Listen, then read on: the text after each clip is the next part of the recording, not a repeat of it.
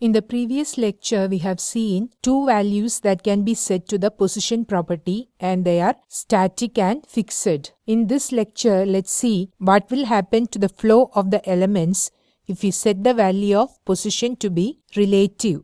So when we set the value of position property to relative, what will happen is that the elements will be positioned relative to its normal position. Before explaining this, let me make some modifications to the web page. So let me remove all these and also remove this one, that is position static. Even if we specify or do not specify the value to static, nothing is going to happen because static is the default value of the position property. Let me reduce the width and height as well. Let me make it 150 px, both width and height. And let's see the difference. Save, refresh. Now these elements are positioned like this. Suppose I want to position this one horizontally aligned. What can I do? I can use the margin property. So margin, and if I specify 0 auto, it will be horizontally aligned, right?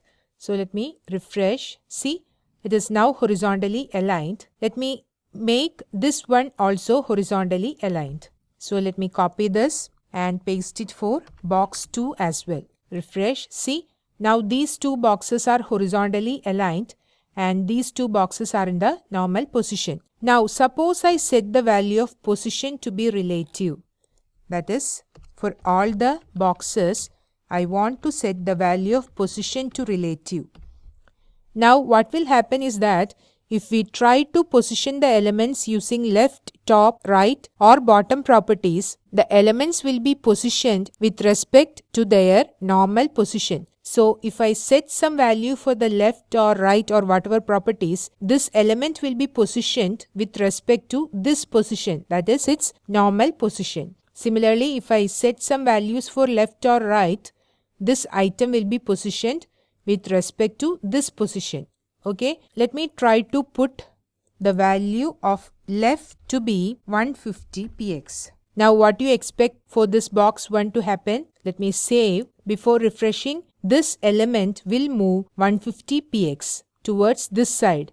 So when we set the value of left to 150, it will add the value of left to 150, which means in effect it will move to the right hand side. So we have specified the width to be 150 px and we are also specifying the value of left to be 150 px, which means from here it will move to this point, that is 150 px towards the right hand side. So we will be able to see this one and this one as two diagonal boxes. Let me refresh. See, it moved 150 px towards the right. Suppose I set the value of left to be minus 150 px. So what will happen? Its original position is this because we have specified margin to be 0 auto, which means it will be horizontally aligned.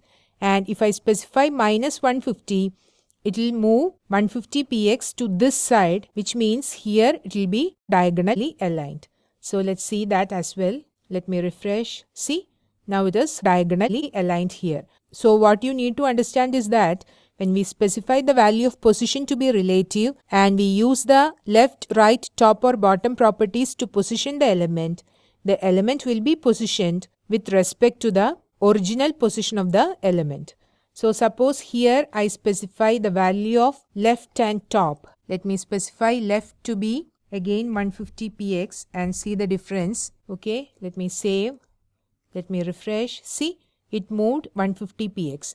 Again, if I specify top to be 150 px, what will happen? Its top position, let me save this, its top position will move 150 px to this side. So, in effect, when we set the value of top as a positive value, it will move towards the bottom. Let me refresh. See, now these two boxes are displayed one next to the other horizontally. Okay. So using left, top, right and bottom values, you can position the elements with respect to the position of its original element if you set the value of position to relative. Now you can try many different values for the left and top or right and bottom to see the different possible positions for our elements. So the position value can be set to relative if you want to position the element with respect to the original position of that element itself.